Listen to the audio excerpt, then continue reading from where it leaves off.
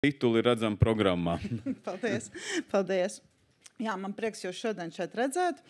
Un vienmēr iepazīstoties, es saku, ka es esmu sociālais darbinieks pēc izglītības un pēc pārliecības. Un to es nesu sevi jau ļoti ilgus gadus līdzi, bet man jāatzīst, ka tā īsti to varu, ko es esmu ieguvusi kā sociālais darbinieks, un reizē arī atbildību, es sapratu tikai tad, kad es sāku strādāt ar bērniem, ar uzvedības problēmām un tādā ciešā komandā ar saviem vācu kolēģiem. Tā ir tāda diezgan riskanta situācija, tā vara, kas mums ir, un atbildība, kas mums jānes.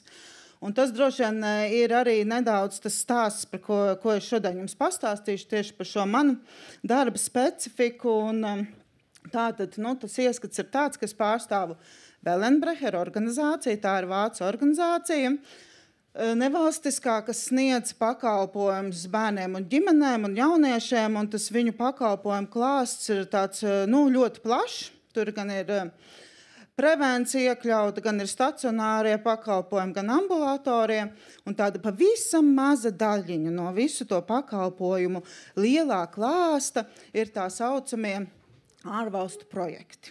Tātad individuāli pedagoģiskie projekti ārvalstīs. Un manai organizācijai šādi projekti ir vairākās valstīs. Gadu laikos ir bijusi Spānija, Portugāle, Somija, Krievija bija arī. Dotajā brīdī ir arī Grūzija, Ungārija, Polija un tajā skaitā Latvija. Un es šeit Latvijā tātad koordinēšu tieši šo darbu ar vācu jauniešiem. Pirmais tas fakts, kas noteikti ir jāuzsver, tas nozīmē to, ka tie ir vācu bērni, kuri ierodas citā valstī uz noteiktu laiku. Tā pamata ideja ir tāda, ka mēs mēģinam apturēt tā kā to negatīvo socializācijas virpuli, ja mēs tā varētu teikt. Ja? Tas ir tā kā braucot ar mašīnu, mēs noraujam to stop bremzi un mēģinam pateikt tā pagaidām, kas notiek, ko mēs varam mainīt. Un ļoti bieži šī akūtā situācija, tur ir jau šī vide ir ļoti liels ietekmes tāds faktors. Ja? Vai tā ir ģimene, sociālā vide, tie ir visi vilinājumi, kas apkārt ir pieejami. Pilsētu vidē, kā es saku, tad, kad bērni atbrauc šeit pie mums tieši, tā parasti ir lauku vide, kur šie projekti notiek, tad viņi ir ārā no saviem džungļiem. Viņu džungļi ir pilsēta, tur viņi ļoti labi orientējās. Mēs mēģinam to procesu laust un nolikt viņus tādā nezināmā vidē. Tātad, ja man būtu bailes droši vien pie Origo gulēt pa nakti, tad viņiem noteikti ir bailes iziet mežā pastaigāties. Ja? Līdz ar to mēs mazliet jau tā veidojam tādus kā ierobežojumus, mēs pieturam viņus pie sevīm. Lūk, te ir arī tās galvenās idejas, ko es teicu. Tātad tā kā izņemt viņus no šīs destruktīvās vides un mēģināt mainīt tos ieradumus un tās prasmes, ko viņi līdz šim ir ieguvuši, kā viņi komunicē, kā viņi darbojas tajā savā vidē. Ja?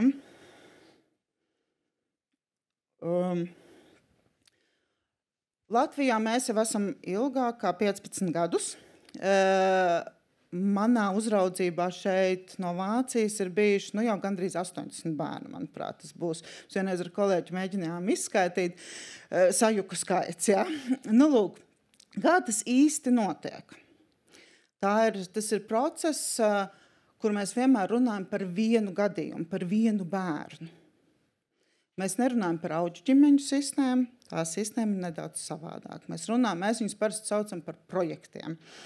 Tas var būt gan viens pret vienu cilvēks, un gan tā var būt ģimenes vide. Ja? Tātad bērns tiek ievietots šādā projekta vietā uz, parasti tas vidējais, kā mēs zinām, tur ir iesaistīti, protams, arī visi likumiskie faktori. Parasti lēmums arī Vācijā bērniņtiesa vēl var plānot uz gadu.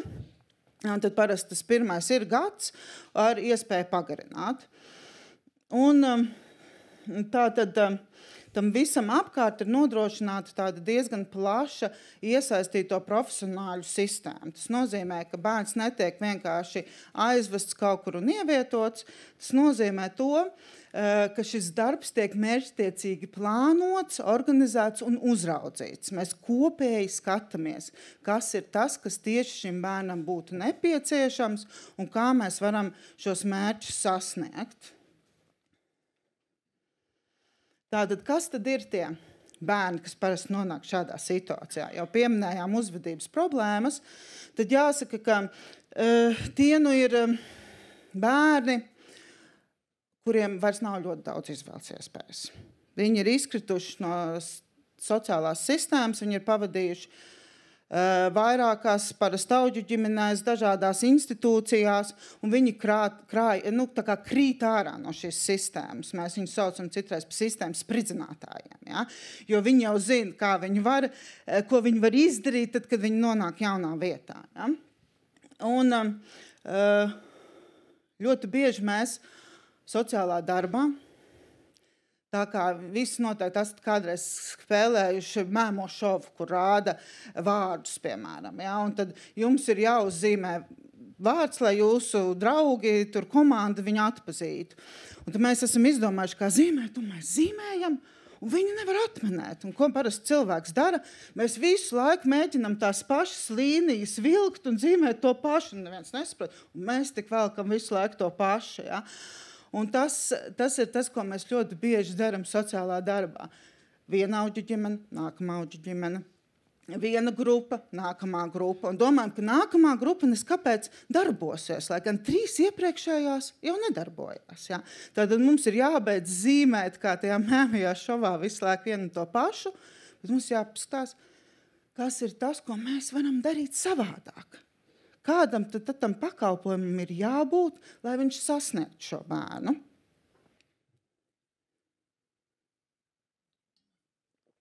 Tātad, vēlreiz uzsver, tie ir bērni, pie kuriem vairs tās tradicionālās, jo tā mēs varam teikt, metodas nestrādā, un viņi ir izkrituši no šīs pakalpojuma tīkla. Principā mēs runājam par tādiem smagiem gadījumiem. Tas nozīmē, ka principā gandrīz visiem viņiem apakšā ir kāda smaga traumatiska pieredze, vardarbība, un kas savukārt tālāk novad jau pie atkarīgo vielu lietošanas. Protams, grūtības skolās, ļoti bieži bērni nav bijuši skolā vairākus gadus, atklājas, ka viņi nemāk lasīt, nemāk rakstīt, tad viņi izkrīt no tās vides, un arī šeit skola viņus uzņem, un tajā skolā parādās šīs uzvedības problēmas. Bet mēs skatāmies, kāpēc ir šīs uzvedības problēmas skolā. Parasti tās ir tikai sekas tam visam, kas ar bērnu ir noticis. Ja? Protams, ir arī tad jau tas virpulis iet aizvien augstāk, tad jau ir sodāmības, ir likumpārkāpjumi, ir tāds, izmisums, varētu teikt.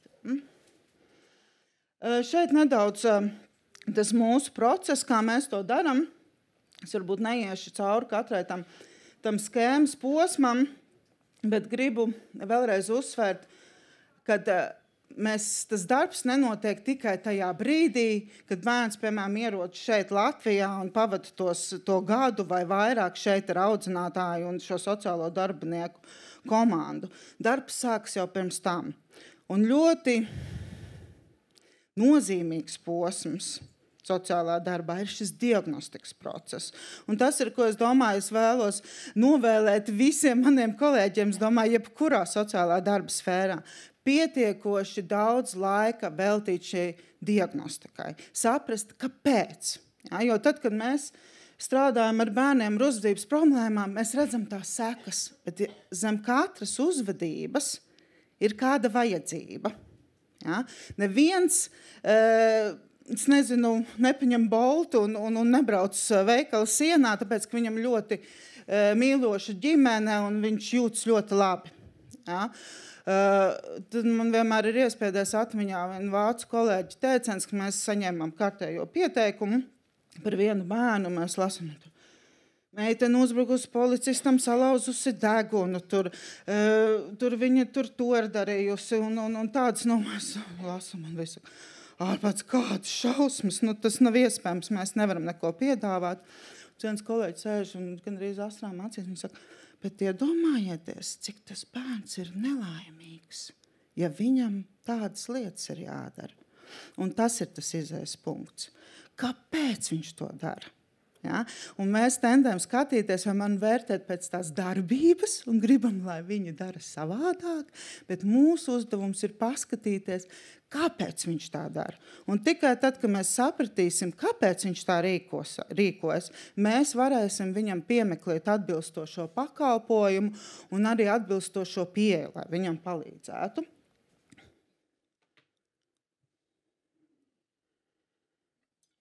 Tāpat ļoti, ko es esmu mācījusies no maniem vācu kolēģiem, ļoti liels uzsvars uz biogrāfijas izpēti. Tīpaši bērnu uzvedības grūtībās mēs varam daudz mācīties no tā, ja mēs kā savās studiju gados paņemt un uztaisīt tādu kārtīgu genogrammu, apskatīties, kas tur viss ir pagātnē bijis. Ja? Un tas mums ļoti daudz ko pastāst par to, kāpēc tas bērns ir tieši tāds, kāds viņš ir pie mums. Ja?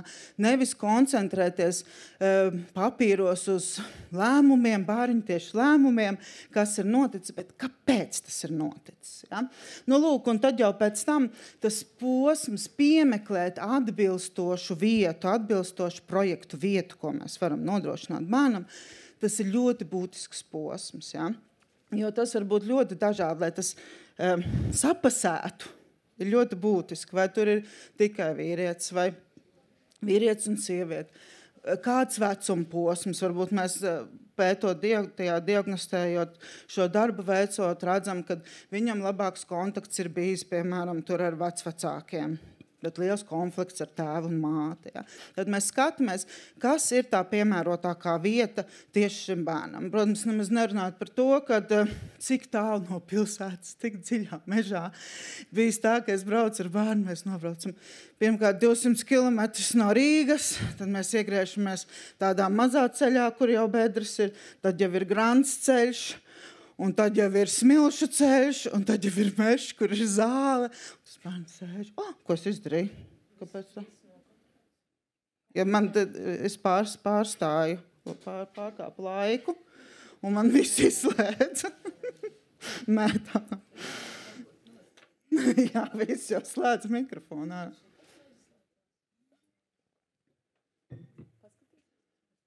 Jūs skatāties, es stāstīšu tālāk, bet būtu jauki, ja viņš parādītos. Es gribētu, lai jūs redzat arī, ko es gribu stāstīt. Lūk. Man liekas, ka es neko neizdarīju. Labi. Tā. Jā. Kas vienmēr ir tas, ko man jautā? Kā jūs viņus dabūnat? Kāpēc viņi piekrīt? Kāpēc viņi brauc? Ja? Jo pirmkārt, kas man jāsaka, tas viss ir brīvprātīgi. Tu nevari nevienu sasiet, paņemt, ielikt, un paldies jums, mašīnā un aizvest un nolikt mežā. Ja? Tas nav iespējams. Principā, mēs skatāmies sociālā darbā, mēs taču zinām, ka principā, lai darbs būtu veiksmīgs, klientam ir jāgrib arī līdzdarboties. Ja šī līdzdarbošanās nebūs, tad principā mēs strādājam kā pret sienu. Ja? Ir, protams, brīži, kur nepieciešama šī motivācija. Man pat tā motivācija ne īpaši patīk kā vārds, es gribētu teikt atbalsts, situācijas skaidrošana. Ja? Jo jebkuram lietam, un tā skaitā arī mūsu bērniem, ir kaut kāds lūzuma punkts, kur es vairs negribu, nevaru, parasti ir, labi, es piekrītu, un tad pēc 3 dienām tā aizbrauc, un ir mežs un lauku māja, un ar malku jākurina krāsnes, ja tad ir tāds, es labprātīgi ieteicos, vediet man atpakaļ, pērkiet man biļeti, es braucu projām. Ja? Un tad sākas tas darbs. Mēs kopīgi runājam un meklējam, kāpēc tu esi šeit, kas ir tas, ko tu gribi mainīt. Ja?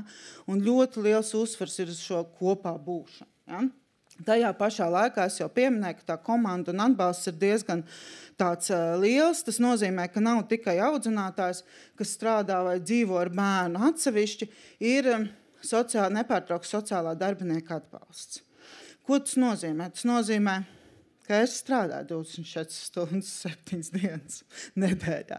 Tas nozīmē, ka lēmumu pieņemšanas brīdī, tad, kad tajā 3. dienā tas bērns saka, nē, es tomēr negribu, es braukšu, audzinātājs nepieņem nevienu lēmumu viens, viņš zvana man vai manam kolēģim, un mēs kopīgi risinam šo situāciju. Mēs vienmēr skatāmies, un tad pirmais vārds vienmēr visos apstātos.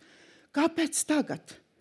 Kāpēc viņš grib šodien tieši prom? Kas ir tas, kas tur slēpjās apakšā? Jo, kā es teicu, jebkura uzvedība, jebkura situācija ir tikai simptoms kaut kam. Apakšā ir vajadzība, ko tas bērns mums rāda. Pat, ja viņš vēl pats to nezina. Ja?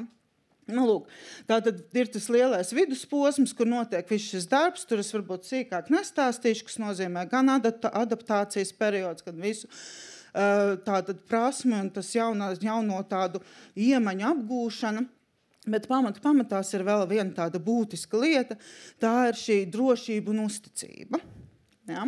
Jo, principā, mēs kā pieaugušie, arī kā sociālie darbinieki, ļoti bieži primāri tam bērnam esam kaut kas negatīvs, slikts. Ja? Jo principā tas pieaugušais viņa dzīvē neko īsti tādu labu viņam nav devis. Ja? Un ja jūs vēl pārstāvat, kā es saku, sociālais darbinieks esat, kur nu vēl bāriņtiesā kaut kas cits, jūs esat tie, kas esat jaukušies, atņēmuši viņam tos vecākus. Jo, lai ko arī vecāki būtu darījuši, tur tā saiste vienmēr būs. Ja?